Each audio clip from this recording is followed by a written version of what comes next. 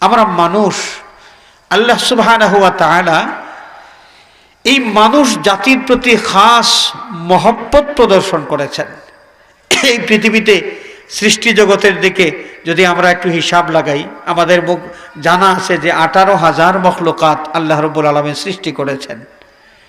আল্লামা Jalaluddin মহল্লী রহমাতুল্লাহ আলাইহি তাফসিরে জালালাইন শরীফের মধ্যে উল্লেখ করেছেন যে যদিও বলা হয় 18,000 মখলুকাত, কিন্তু সৃষ্টি তত্ত্ব তালাশ করলে দেখা যায় যে আল্লাহ পাক 80,000-এরও বেশি মখলুকাত সৃষ্টি করেছেন। সুবহানাল্লাহ।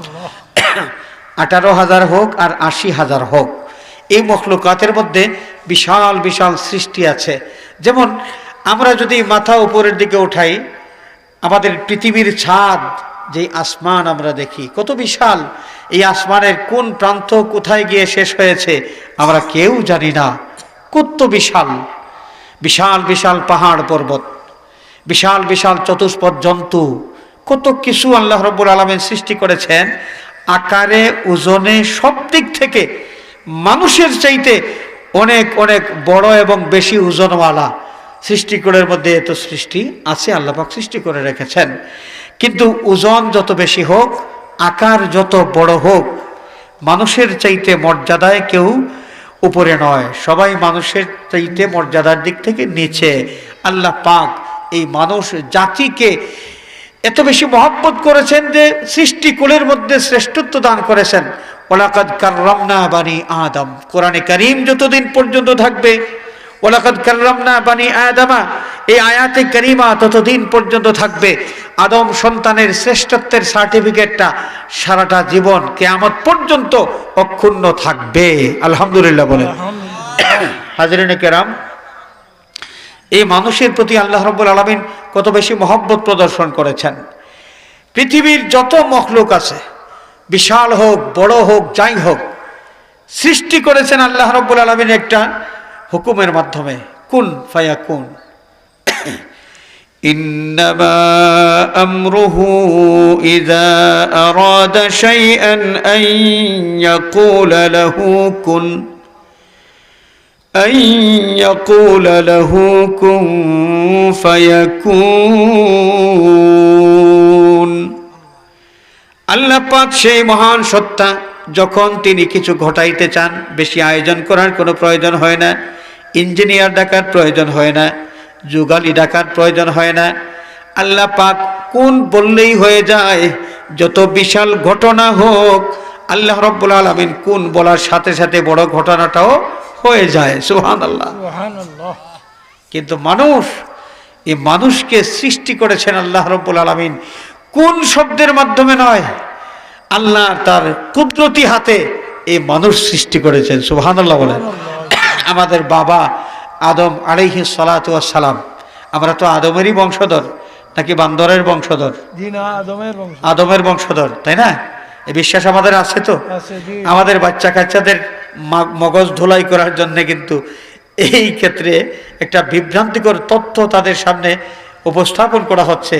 বাচ্চাদেরকে বোঝানো হচ্ছে যে মানুষ বানরের বংশধর। নাউযুবিল্লাহ। বেটা ডারউইন বিবর্তনবাদের মাধ্যমে এই তথ্যটা দুনিয়ার সামনে পেশ করেছে, যেই তথ্যটা সরাসরি কোরআনে কারীম বিরোধী, যেই তথ্য সরাসরি কোরআন বিরোধী। কোরআন শরীফ বিরোধী কোনো তথ্য কোনো মুসলমান একটা মুহূর্তের জন্যও মেনে নিতে পারে না। সুতরাং ডারউইনের সেই বিবর্তনবাদ, যা মানুষকে এই মেসেজ দেয় যে মানুষ বানরের বংশধর, আমরা একটা মুহূর্তের জন্য এটা মানব না। এবং কচিকাচা আমাদের যে বাচ্চাগুলো আছে, এদেরকে আমরা বুঝাবো, খোঁজ খবর নেব যে বানরের বাচ্চার যে পাঠ আছে, মানুষ বানরের বাচ্চা, এই পাঠ থেকে তাকে কি শেখানো হচ্ছে খোঁজ খবর নেব। এবং এই প্রসঙ্গে আমাদের দাবি আছে, আমাদের ঊর্ধ্ব মহল থেকে বাংলাদেশ সরকারের সর্বোচ্চ মহলে যোগাযোগ করা হয়েছে এবং আমরা পজিটিভ উত্তর পেয়েছি। আমরা আশা করব যে এই বানরের বাচ্চার এই তথ্যমত্ত এগুলো সিলেবাস থেকে বাদ পড়বে ইনশাআল্লাহ। ইনশাআল্লাহ আমরা অপেক্ষা করতে আছি, দেখি তারা তাদের কমিটমেন্ট কতটুকু রক্ষা করতে পারেন। তো হাজরিনে কেরাম, মানুষ মানুষের বংশধর, বানরের বংশধর নয়। আমাদের দেশের শিক্ষা ব্যবস্থাটার মধ্যে না জানি কিছুদিন পরে পরে এক একটা ভূত চাপে, এক একটা ভূত চাপে। দেখেন, এই যে বিবর্তনবাদ, ডারউইনের বিবর্তনবাদের এই বিষয়টা, এটা কিন্তু ডিগ্রি লেভেলের বা মাস্টার্স লেভেলের শিক্ষার্থী হইলে পড়লে তারা বুঝবে। এই বিবর্তনবাদ 6-এর 7-এর বাচ্চা কি বুঝবে? অথচ তাদের পাঠ্য করে দেওয়া হয়েছে এই বিবর্তনবাদ। এই জন্যই বললাম যে আমাদের শিক্ষা ব্যবস্থায় মাঝে মাঝে ভূতের আসর হয়ে যায়। কোন ভূত কোন সময় আসর করে, আর এক এক সময় আজগুবি এক একটা কাণ্ড ঘটায় দেয়। তো যাই হোক, আমরা বাবা আদম আলাইহিস সালামের বংশধর, এবং বাবা আদম ছিলেন একজন মানুষ। কি ছিলেন? মানুষ। বাবা আদম আলাইহিস সালামকে সৃষ্টি করা হলো মাটির থেকে। প্রথমে কায়া তৈরি করা হলো। কায়া তৈরি করা হলো।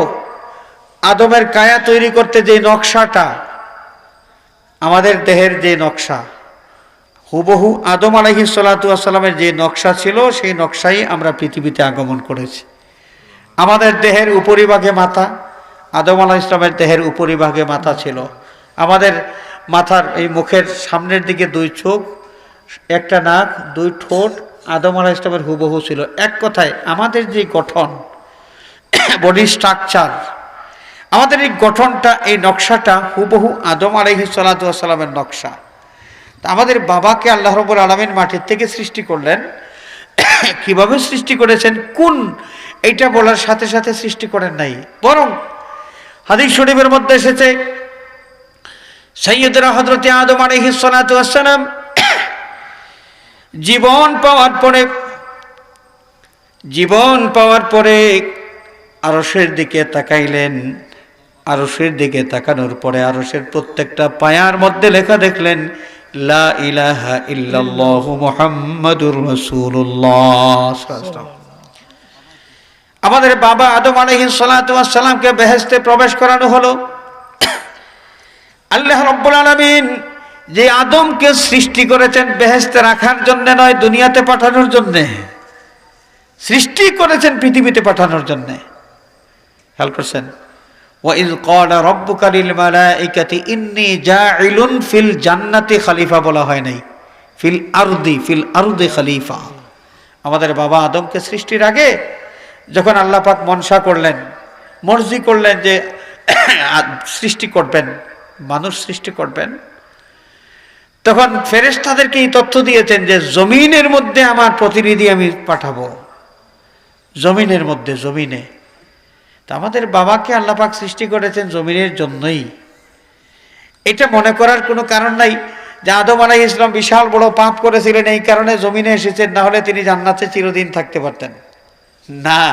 জান্নাতে চিরদিন থাকার জন্য আল্লাহ পাক তাকে সৃষ্টিই করেন নাই, সৃষ্টি করেছেন জমিনের জন্য। বস জান্নাতে যতদিন থাকার, তার বিচার মেয়াদ শেষ হয়ে গেছে, তিনি তার আসল ঠিকানা যেখান, যে জায়গার উদ্দেশ্যে আল্লাহ পাক তাকে সৃষ্টি করেছেন, সেখানে পাঠিয়ে দিয়েছেন। তো পৃথিবীতে আসার পরে আদম আলাইহিস সালাম কান্নাকাটি করেন। তো কান্নার বড় একটা কারণ হলো যে তার জীবন সঙ্গিনী হযরতে হাওয়া আলাইহিস সালাম, বেহেশতে যার সাথে মধুর দাম্পত্য জীবন ছিল, পৃথিবীতে আসার পর কোথায় আদম আর কোথায় হাওয়া, কেউ কারো খবর জানেন না। বিচ্ছেদ ব্যথায় আদম আলাইহিস সালাম কাতর, কান্নাকাটি করতেছেন। এটা কি হইল? আল্লাহ রাব্বুল আলামিন এত সুন্দর দাম্পত্য জীবন দান করলেন, এখন আবার আমাদের মধ্যে বিচ্ছেদ ঘটে গেল। পৃথিবীতে চক্কর দেন এবং কান্নাকাটি করেন, আল্লাহর কাছে দোয়া করেন। 300 বছর অথবা 360 বছর কান্নাকাটি করলেন, দোয়া কবুল হইল না। আমাদের নবীজি সাল্লাল্লাহু আলাইহি ওয়াসাল্লামের নাম মুবারক দেখেছিলেন যে প্রথম জীবন পাওয়ার পরে আরশের দিকে তাকাইয়া আমাদের নবীজির নাম মুবারক দেখলেন, আল্লাহর নামের সাথে মিলাইয়া লেখা সুন্দর করে। তার স্মরণ হয়ে গেল যে 360 বছর কান্নাকাটি করলাম, দোয়া কবুল হইল না। তো আল্লাহ পাক তার নামের সাথে যত্ন করে যার নাম লিখায় রেখেছেন, নিশ্চয় আল্লাহর মহব্বতের কেউ হবেন, তার নামের ওসিলা নিয়ে আজকে দোয়া করি, দেখি আল্লাহ পাক কি করেন। দোয়া করেছেন আমাদের নবীজির নাম মুবারকের ওসিলা নিয়ে, আল্লাহ পাক দোয়া কবুল করলেন। তো একটা প্রশ্ন করেছিলেন, আল্লাহ প্রশ্ন করেছিলেন যে আদম, যে নামের ওসিলা নিয়ে তুমি আমার কাছে দোয়া করেছো, তুমি তাকে কেমনে চিনতে পারলে? আদম আলাইহিস সালাম জবাব দিলেন, আল্লাহ আমি তো চিনি না উনি কে, তবে لأنك لما خلقتني بيدك ونفخت في من روحك فرفعت رأسي فرأيت على قوائم العرش مكتوبا لا إله إلا الله محمد رسول الله صلى الله عليه وسلم।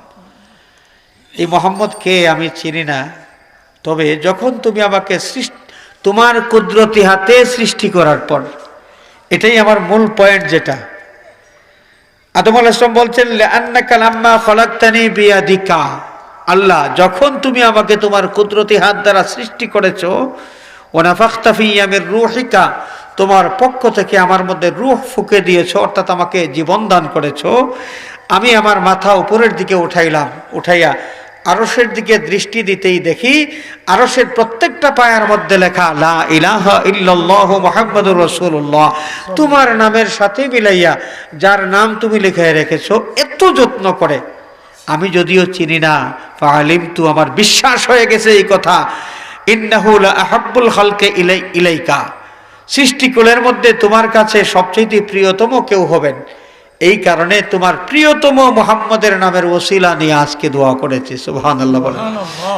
হাজরিনে কেরাম, তো আদম আলাইহিস সালাম যা বললেন এটা কি প্রমাণ হলো যে আল্লাহ পাক তার কুদরতি হাতে মানুষ জাতি সৃষ্টি করেছেন। এটা মানুষ জাতির প্রতি আল্লাহ রাব্বুল আলামিনের খাস মহব্বত, যেই নকশা, আমাদের নকশাটাও আল্লাহ পাক নিজে পছন্দ করেছেন।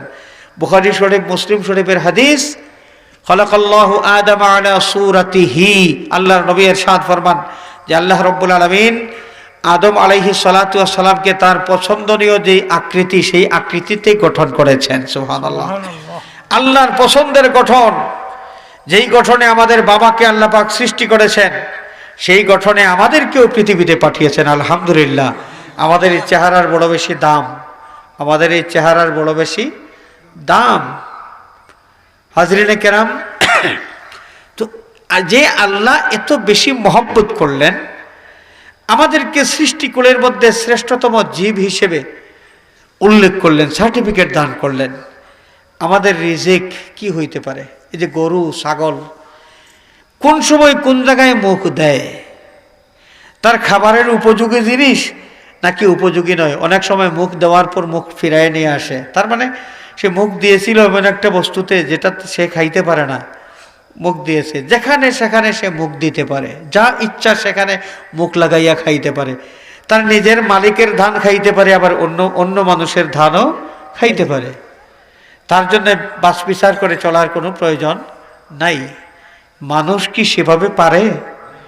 মানুষের জীবন ধারণের একটা নকশা আছে, একটা ফরমা আল্লাহ রাব্বুল আলামিন দিয়েছেন, সেই ফরমা অনুযায়ী মানুষের জীবন চলবে। মানুষ কে বড় কে ছোট এটা ভেদাভেদ করে চলতে হবে, কে মা, কে বাবা, কে ভাই, কে ছোট ভাই, কে বড় ভাই, কে চাচা, ঠিক এইভাবে এক মানুষ আরেক মানুষকে পরিচয় করে তার পজিশন অনুসারে তার সাথে আচরণ করে চলতে হবে। গরু ছাগল যেগুলো আছে তাদের জন্য পজিশন বিবেচনা করে চলার কোনো প্রয়োজন নাই। কে মা আর কে বাপ, কে ভাই আর কে বোন আর কে ফুফু আর কে খালা, কোনো গরু এটা পরিচয় করে চলার কোনো দরকার হয় না। কিন্তু মানুষের জন্য এটার কি দরকার হয়? মানুষ ইচ্ছা করলেই, কোনো মেয়েকে পছন্দ হইল, ইচ্ছা করলেই সে মেয়েকে সে বিবাহ করতে পারবে না। তার আপন ফুফু, একজন ভাইপো, তার আপন ফুফুকে তার পছন্দ হইল, সে কি পারবে তার ফুফুকে শাদী করতে? পারবে না। মায়ের বোনের ছেলের পছন্দ হইল, সে কি বিবাহ করতে পারবে? পারবে না। মানুষের জীবন একটা ফরমার ভিতরে চলবে, লাগামহীন নয়। মানুষ যখন যা তা করতে পারে না, যখন ইচ্ছা যা তা বলতে পারে না, যখন ইচ্ছা যা সে খাইতে পারে না। বাছ বিচার করে খাইতে হয়, চলতে হয়, বলতে হয়, মানুষের সাথে আচরণ করতে হয়। হাজরিনে কেরাম, এই মানুষ যাদের রিজিক আল্লাহ রাব্বুল আলামিন পাক পবিত্র বস্তু যা সব কিছু রিজিক হিসাবে নির্ধারণ করে দিয়েছেন। নাপাক কোনো জিনিস মানুষের রিজিক হইতে পারে না। এবারে আপনারা বলুন, যত হারাম জিনিস আছে সমস্ত হারাম জিনিস পাক না নাপাক? হারাম যত জিনিস আছে, হারাম হারাম যত জিনিস, তত জিনিস পাক না নাপাক? নাপাক। এবারে ফতোয়া আপনারা দেবেন, আমি না, ফতোয়া আপনারা দেবেন যে সুদ খাওয়া হালাল না হারাম? সুদ দেওয়া হালাল না হারাম? যদি হারাম হয় তাহলে এটা পাক না নাপাক? তাহলে সুদ খাওয়া দেওয়া এটা কি মানুষের জন্য শোভা পায়? আল্লাহ রাব্বুল আলামিন মানুষের জন্য সুদের মতো নাপাক জিনিসকে রিজেক্ট বানান নাই। ঘুষ খাওয়া হালাল না হারাম? হারাম। যদি হারাম হয় তাহলে সেটা নাপাক। আল্লাহ রাব্বুল আলামিন সুদের মতো নাপাক জিনিস মানুষের রিজিক বানান নাই। মানুষকে ঠগাইয়া ব্যবসা করা, মানুষকে ঠগাইয়া ব্যবসা করা, ঠগাইয়া ব্যবসা করা যায় কি যায় না? অনেক মানুষ করে, কিন্তু ঠগাইয়া ব্যবসা করে বেশি লাভ করার জন্যে। আমার নিজের জীবনের কিছু বাস্তব ঘটনা আছে। আমার একটা ঘটনা আমি ভুলতে পারবো না কোনো দিন। আমি বাড়িতে যাব, যাওয়ার পথে 20টা কমলা কিনেছি, মানে কত, 5 খালি কমলা আমার নিজের হাতে পছন্দ করে করে, ফ্রেশ কমলা 20টা আমি পছন্দ করে দিয়েছি। এখন এই দোকানের মালিক কমলা তো প্যাকেটের মধ্যে ঢুকাই দেবে, তো প্যাকেটে ঢুকিয়ে দেওয়ার জন্য সে কমলাগুলো নিয়েও নিচের দিক থেকে প্যাকেট বাইর করলো এবং প্যাকেটে ঢুকাইয়া আমার হাতে দিয়ে দিল। আমি নিয়ে আসলাম। বাড়িতে আসার পর দেখি 20টা কমলার মধ্যে 12টা পচা, মাত্র 8টা কমলা ফ্রেশ। আমি যেগুলো বাছাই করে দিয়েছি মাত্র 8টা, 12টাই পচা। এই যে ইঞ্জিনিয়ারিং করেছে কোন সময়, ওই যে প্যাকেটে ঢুকানোর জন্য নিচে নামাইছিল, ওই সময় ইঞ্জিনিয়ারিং করেছে। আমি তো আর বুঝি নাই, এই জীবনের প্রথম অভিজ্ঞতা কিন্তু আমার। তো এই লোকটাকে আমি ফ্রেশ কমলার দাম দিয়েছি, কিন্তু পচা কমলার দাম দেই নেই। ফ্রেশ কমলার দাম দিয়েছি, সে আমাকে দিয়েছে পচা কমলা। কত পার্সেন্টেজ করেন? 20টার মধ্যে 12টাই যদি পচা হয় কত পার্সেন্ট হবে? 65-70-র মতো হয়ে যাবে। সে যে এই যে পচা মালগুলো দিল, লাভ বেশি করলো, কারণ এগুলো হয়তো কম দামে বিক্রি করতে হইতো, অথবা শেষ পর্যন্ত এগুলো নষ্টই হয়ে যেত, সে কোনো টাকা পাইতো না। আমার কাছ থেকে কিন্তু টাকাটা নিয়ে নিছে 16 আনা, ফ্রেশ কমলার দাম নিছে, বেশি লাভ করলো। তার এই বেশি লাভ করাটা হালাল না হারাম? হারাম। হারাম। এই বেশি লাভ করাটা হারাম। যদি হারাম হয় এটা পাক না নাপাক? তা নাপাক যদি হয় তাহলে এই লোকটার রিজেক হিসাবে এটা কি মানায়? মানুষ হইয়া সে অমানুষের রিজেক খাইতেছে, মানুষ হইয়া সে কি অমানুষের রিজেক খাইতেছে। হাজরিনে কেরাম, আল্লাহর নবী সাল্লাল্লাহু আলাইহি ওয়াসাল্লাম পরিষ্কার ভাষায় বলে দিয়েছেন, কুল্লু বাইইন ফিহি গরারুন ফাহুয়া হারামুন। যে কোনো ব্যবসার মধ্যে যদি ধোঁকাবাজি থাকে, এই ব্যবসার সিস্টেমটাই হারাম। ধোঁকাবাজি। অনেক সময় মানুষ ওজনের মধ্যে কম দেয়, তো কম দেয় কিভাবে? এখন তো আবার যে স্প্রিংয়ের কি এটা পরিমাপ করার, ওজন করার জিনিস বাইর হয়েছে, এটার মধ্যে কিন্তু আছে এই যে স্প্রিংয়ের যেটা, এটার মধ্যে এখন আরো সহজে মানুষকে ঠকানো যায়, আরো সহজে। স্প্রিংটা একটু লুজ হইলেই তো হয়। স্প্রিংটা একটু লুজ যদি থাকে তাহলে মাল দিলেই সাথে সাথে আপনার কাঠা জায়গা মতো চলে যাবে। দেখা যাবে যে 50 গ্রাম এখনো আপনি দেওয়ার বাকি আছে, কিন্তু 1 কেজির কোটায় চলে গিয়েছে কাঠা। তার মানে কি? স্প্রিংটা লুজ হয়ে গেছে।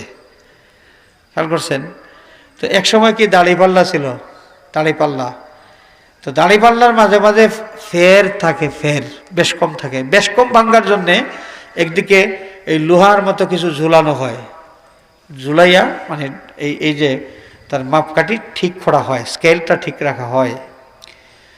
তো অনেক মানুষ কি করে, লোহা একটা ঝুলাইয়া রাখে, যেই লোহার ওজন মনে করেন যে 500 গ্রাম হবে, 50 গ্রাম হবে, 50 গ্রামের লোহা 2টা ঝুলায়। আপনি যদি প্রশ্ন করেন ভাই লোহাগুলো কেন, যে পাল্লার ফের ভাঙ্গার জন্য এটা ঝুলাইছে। তো ফের ভাঙ্গার জন্য লোহা ঝুলাইতে গিয়া কিন্তু 50 গ্রাম অতিরিক্ত সে ঝুলাইছে, 50 গ্রাম। এখন 1 কেজি মাল দিতে যদি যায় আর পাথরটা ঠিক ওই দিকেই রাখে, যেদিকে লোহা ঝুলানো আছে ওই দিকেই পাথর, আর মাল ঠিক উল্টা দিকে, তো 1 কেজি মাল দিলে তখন এই ডান্ডা দাড়িপাল্লার ওইটা কাঠি যদি সমান হয় তাহলে কি হবে? 50 গ্রাম মাল কম হবে, 50 গ্রাম মাল কম হবে। ওই যে লোহা দিয়ে যে 50 গ্রাম বাড়াইয়া দিছে। ব্যবসা করতেছে দিব্যি, অনেক মানুষ এইভাবেই ব্যবসা করতেছে। দাড়িপাল্লার দিন শেষ, এখন আইসে ওই যে স্প্রিংয়ের ওইটার মধ্যে আবার লো স্টোজের ব্যাপার স্যাপার আছে। অনেক মানুষ লো স্টোজ করার কায়দা করে মানুষকে ঠকানোর জন্যে, যে মানুষ ঠকাইয়া যত দিন সে ইনকাম করবে সমস্ত ইনকাম তার হারাম। আর হারাম যদি হয় তাহলে হারাম কোনো জিনিস নাপাক, আর নাপাক যে জিনিস ওইটা মানুষের রিজিক হইতে পারে না।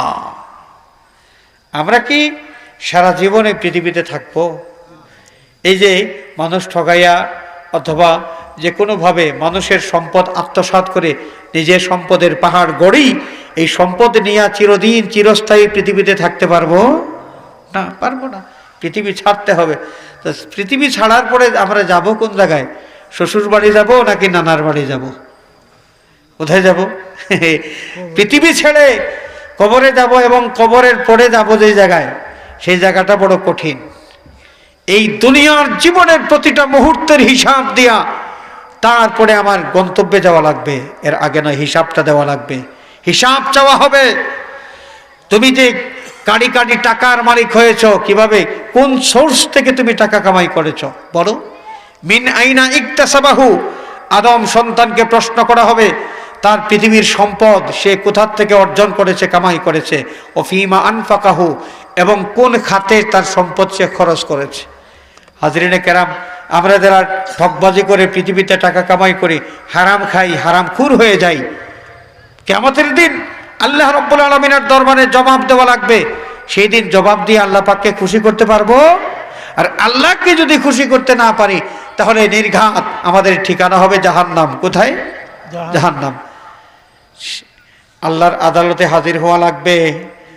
আল্লাহর শাস্তির ভয় আমাদের অন্তরে আছে কি নাই? আছে। আল্লাহর ভয় যদি অন্তরের মধ্যে থাকে, আল্লাহর দরবারে হাজির হওয়া লাগবে, এই ভয় যদি আমাদের অন্তরের মধ্যে থাকে, তাহলে আল্লাহ রাব্বুল আলামিনের নাফরমানির যত পথ আছে আমাদের এই দুনিয়ার জীবনে, সমস্ত নাফরমানির থেকে নিজেদেরকে বাঁচায়ে রাখতে হবে। না, মানুষকে ঠকানো যাবে না, মানুষের উপর জুলুম করা যাবে না, মিথ্যা কথা বলা যাবে না, মিথ্যা সাক্ষী দেওয়া যাবে না, অন্যের জমিন জাল দলিল করে নিজে দখল করা যাবে না, মানুষের বোনদের হক আত্মসাৎ করা যাবে না। আমাদের সমাজের সামাজিক একটা নিয়ম, মেয়েরা বাপের বাড়ির থেকে ফরাইজের মাল নেয় না, ফরাইজের মাল নেয় না। কদাচিৎ কোনো মেয়ে যদি বিশেষ প্রয়োজনে বাবার বাড়ি এসে ফরাইজের মাল দাবি করে, তখন কি তখন ভাইয়েরা নারাজ হয়ে যায়। ভাইয়েরা নারাজ হয় যে বোন সে ফরাইজের মাল দাবি করলো, নারাজ হয়ে যায়। হাজরিনে কেরাম, আমাদের মনে রাখতে হবে, বাবার সন্তান হিসেবে ছেলেরা যেটুকু সম্পদ পায়, বোনেরা যদিও একটা ছেলের অর্ধেক পায়, কিন্তু পায় তো পায়, তাদেরকে সম্পূর্ণরূপে বঞ্চিত করা মনে রাখতে হবে। কোনো ভাই যদি বোনদের পৈতৃক সম্পদে তাদেরকে না দিয়া সম্পূর্ণ সম্পদ নিজেদের নামে তারা করে নেন, অথবা বিক্রি করে এই সম্পদের সম্পূর্ণ টাকাগুলো নিজেরা ভোগ করেন, বোনদেরকে বঞ্চিত করেন, তাহলে বোনদের হক নিয়ে তিনি পৃথিবীর থেকে যাবেন। কিয়ামতের দিন এই হকের বোঝা কান্দের মধ্যে নিয়ে তিনি হাসরের ময়দানে হাজির হবেন। ফরাইজের মাল আত্মসাৎ করা হয়। এই জন্যে আমাদের সমাজে মেয়েরাও কিন্তু তাদেরও দোষ আছে। তাদের কথা হলো কি, যে বাবা নাই, বাবার পরে আমি যাব তো বাপের বাড়ি, বাপের বাড়ি গেলে তো এই ভাইয়ের ঘরেই উঠবো, ভাইয়ের ঘরেই খাওয়া দাওয়া করব, তাহলে এই সম্পদ এনে কি লাভ, থাকুক ভাইয়েরা ওগুলো খাক, নিতে চান না। এখানে উচিত হলো বোনেরা যদি ফরাইজের মাল নিতে নাও চায়, ফরাইজের এই যে হিসাব নিকাশ করে বোনদের কতটুকু অংশ আছে, তাদের অংশ তাদেরকে স্পষ্ট করে জানিয়ে দিতে হবে যে বাবার সম্পদ আমরা ভাই বোন 5 জন অথবা 3 জন অথবা 4 জন, তো আমরা এই বন্টন করানোর পরে প্রত্যেকের অংশে এইভাবে পড়েছি। বোনদের প্রাপ্য যে অংশ তাদেরকে জানিয়ে দিতে হবে, তারা যদি নিতে চায় অবশ্যই তাদেরকে সমঝাইয়া দিতে হবে। আর তারা যদি নিতে না চায় তাহলেও আপনি বুঝলেন যে আপনার বোনের এই হকটা আপনার অধীনে আছে, আপনি আপনার বোনের দান করা জিনিস ভোগ করতেছেন। খেয়াল করছেন? আমরা কিন্তু এই ভুলটা যেন না করি। বাবার সম্পদ অবশ্যই আমরা বন্টন করব, এবং বন্টন করতে গিয়ে বোনদের যতটুকু হক আছে আলাদা, এই তাদের অংশ মতো তাদের হকটা আমরা আলাদা করে রাখব। তারা এই ফরাইজের মাল গ্রহণ করুক বা নাই করুক, হিসাবটা কিন্তু আমরা পরিষ্কার করে রাখব। তারা তাদের হক চাইলে আমরা অবশ্যই তাদেরকে হকটা দিয়ে দেব। তো হাজরিনে কেরাম, হারাম কোনো জিনিস মানুষের রিজেক হইতে পারে না। আল্লাহ রাব্বুল আলামিন এই মানুষ জাতিকে আশরাফুল মাখলুকাত বানিয়েছেন। এই পৃথিবীতে আমরা যারা জীবনযাপন করি, যদি হারাম পন্থায় কামাই করি, মনে রাখতে হবে কিয়ামতের দিন আল্লাহ রাব্বুল আলামিনের দরবারে হাজির হওয়া লাগবে। দুনিয়াতে সম্পদশালী হয়েছি, কিভাবে আমি সম্পদশালী হইলাম আল্লাহ রাব্বুল আলামিনের কাছে জবাব দেওয়া লাগবে। আর যদি দুনিয়াতে হারাম পন্থায় সম্পদ কামাই করি, কিয়ামতের দিন জবাব দিতে গিয়ে আমরা ফেঁসে যাব, জাহান্নাম হবে আমাদের ঠিকানা। এই কারণে আল্লাহর ভয় অন্তরের মধ্যে নিয়ে এই পৃথিবীতে চলবো। সমস্ত হারাম পন্থার আয় রোজগার থেকে নিজেদেরকে আমরা বাঁচায় রাখবো। হাজরিনে কেরাম, যদি আমরা আল্লাহর ভয় অন্তরের মধ্যে নিয়ে দুনিয়ার জীবন যাপন করতে পারি, আল্লাহ রাব্বুল আলামিন কালামে পাকের মাধ্যমে আমাদেরকে শুভ সংবাদ দিয়েছেন। মান খাফা মাকাম রাব্বিহি ওয়া নাহান নাফসা আনিল হাওয়া ফাইন্নাল জান্নাতা হিয়াল মাওয়া। নফসে আম্মারা চায় হারামের দিকে যাইতে, নফসে আম্মারা সুদ খাওয়ার দিকে মানুষকে টানতে থাকে। বড় মজার জিনিস, লস নাই, শুধু লাভ আর লাভ, লাভেরও লাভ, চক্রহারে লাভ। কিন্তু আল্লাহ রাব্বুল আলামিন সুদকে হারাম করে দিয়েছেন। হারাম খাইলে, হারাম দিলে জাহান্নামের আগুনে জ্বলতে হবে, আল্লাহর শাস্তি ভোগ করতে হবে। এই ভয়ে একজন মানুষ নফসে আম্মারার বিরোধিতা করে সুদ দেওয়া থেকে নেওয়া থেকে নিজেকে বাঁচায় রাখলো। ঠিক এমনি ভাবে অন্য যত হারাম বিষয় আছে, হারাম কোনো কাজ করলে, হারাম কোনো বিষয়ের সাথে জড়িত হলে আল্লাহ রাব্বুল আলামিন নারাজ হয়ে যাবেন, আল্লাহ পাক শাস্তি দেবেন। আল্লাহর শাস্তির ভয়ে একজন মানুষ যদি তার নিজের জীবনে সেই নাফরমানিগুলোর থেকে নিজেকে বাঁচায় রাখে, আল্লাহ রাব্বুল আলামিন ইরশাদ ফরমান, ফাইন্নাল জান্নাতা হিয়াল মাওয়া। বেহেশত হচ্ছে, জান্নাত হচ্ছে তার ঠিকানা। সুবহানাল্লাহ। আমি আপনাদের সামনে যে আয়াতে কারিমা তিলাওয়াত করেছি, এখানে হারাম পদ্ধতির যে কামাই, এই কামাইয়ের মধ্যে একটা বিষয় আছে, একটা বিষয় এখানে উল্লেখ করা হয়েছে। ওয়াইলুল লিল মুতাফফিফিনা আল্লাযীনা ইযা ইকতালু আলান নাসি ইস্তাওফুন। ওয়াইলুন, সর্বনাশ, সর্বনাশ অথবা ওয়াইল নামক জাহান্নাম সেই মানুষগুলোর জন্যে। কাদের সর্বনাশ অথবা ওয়াইল নামক জাহান্নামে কারা জ্বলবে? মুতাফফিফিন, যারা মানুষকে ওজনে কম দেয়, পরিমাপে কম দেয়। আল্লাযীনা ইযা ইকতালু আলান নাসি ইস্তাওফুন, মানুষের কাছ থেকে যখন কিছু সে আদায় করে, আদায় করার সময় ওজন ঠিকঠাক মতো পুরাপুরি ওজন এসে আদায় করে। ওয়া ইযা কালুহুম আও ওয়াজানুহুম ইউখসিরুন, আর যখন মানুষকে সে দিতে যায়, দেওয়ার সময়, পরিমাপ করার সময়, ওজন করার সময় কম দেয়। কি দেয়? কম দেয়। আনার সময় 16 আনা ঠিকঠাক মতো আনে, কিন্তু দেওয়ার সময় কি দেয়? কম দেয়। 1 কাপ চিনি আরেকজনের কাছ থেকে ধার করে নিয়ে আসলো, আনার সময় এই কাপের মুড়ি পর্যন্ত ভরে তার উপরে এতটুকু উঁচা করে নিয়ে আসে, আর দেওয়ার সময় কাপের মুড়ি কেটে দেয়। আনার সময় আনলো ঠিকঠাক মতো, দেওয়ার সময় দেয় কম কম দেয়। وَإِذَا كَالُوهُمْ أَوْ وَزَنُوهُمْ يُخْسِرُونَ মানুষকে দেওয়ার সময় পরিমাপ করতে গিয়ে অথবা ওজন করতে গিয়ে কম দেয়। এই সমস্ত মানুষ যাদের জন্য ওয়াইল নামক জাহান্নাম অথবা তাদের সর্বনাশ, তাদের আখিরাতের জিন্দেগি বরবাদ হয়ে যাবে। নাউযুবিল্লাহ বলেন। আলা ইয়াযুন্নু উলাইকা আন্নাহুম মাবউসুনা লিয়াউমিন আযীম। এরা কি এটা বিশ্বাস করে না যে তাদের এই দুনিয়ার জীবন তাদের ছাড়তে হবে এবং আবার তাদেরকে পুনর্জীবিত করা হবে সেই বিশাল গুরুত্বপূর্ণ ভয়ঙ্কর দিনে, কিয়ামতের দিন তাদেরকে আবার পুনর্জীবিত করা হবে। এরপরে কোথায় যাবে? ইয়াউমা ইয়াকুমুন নাসু লিরাব্বিল আলামিন।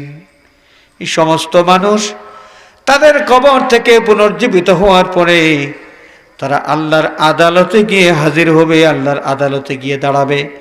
আর ওইখানে যাওয়ার পর কি হবে? সুম্মা লা তুসআলুন্না ইয়াউমাইযিন আনিন নাঈম।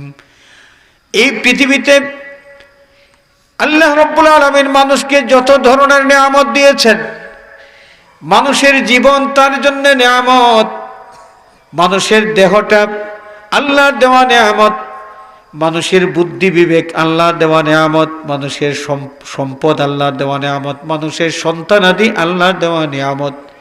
এই নিয়ামত পাওয়ার পরে সে কি করেছে? আল্লাহর শুকরিয়া আদায় করলো নাকি না শুকরি করলো? যদি এই নিয়ামত পাওয়ার পরে আল্লাহর নাফরমানির খাতে সে খরচ করে অথবা কোনো কাজ করে, তাহলে যিনি নিয়ামত দান করলেন তার হুকুম লঙ্ঘন করার মাধ্যমে সে নমক হারামি করলো, নাফরমানি করলো। আল্লাহ রাব্বুল আলামিনের দরবারে হাজির হয়ে প্রত্যেকটা মানুষ আল্লাহর দরবারে হাজির হওয়ার পরে দুনিয়ার জীবনে কখন সে কি করেছে কাস্টমার বুঝতেই পারে নাই। তাকে ঠকানোর জন্য যে তার ওজন করার যে যন্ত্র আছে, যন্ত্রের স্প্রিংটা লুজ করে দিয়েছে, কাস্টমার বুঝতেই পারে নাই। কাপড় মেপে দেওয়ার জন্য 1 মিটার, ওই মিটারের কাঠি যেটা এটাকে শর্ট করে দিয়েছে আধা ইঞ্চি। যদিও দুনিয়ার মানুষ বুঝতে পারে নাই, কিন্তু কে কোন সময় কি কাজ করতেছে যত গোপনেই করুক, ফাঁকিবাজি চলবে না আল্লাহর কাছে। আল্লাহ রাব্বুল আলামিন সব কিছুর রেকর্ড রেখে দিচ্ছেন। রেকর্ড কিরামান কাতিবিনা ইয়ালামুনা মা তাফআলুন। কিরামান কাতিবিন মানুষের নেকি আর বদি রেকর্ড করার জন্য, লিখে রাখার জন্য ফেরেশতারা দায়িত্বশীল আছেন। আমরা যখন যা করি, কখন কি করি, গোপনে হোক আর প্রকাশ্যে হোক, সবটুকু আমল তারা রেকর্ড করে রাখেন। যেই জমিনের মধ্যে আল্লাহর নাফরমানি হয়, সেই জমিন কিয়ামতের দিন আমাদের আমলের ব্যাপারে সাক্ষী দেবে। এবং আল্লাহ রাব্বুল আলামিন নিজেও তো দেখেন।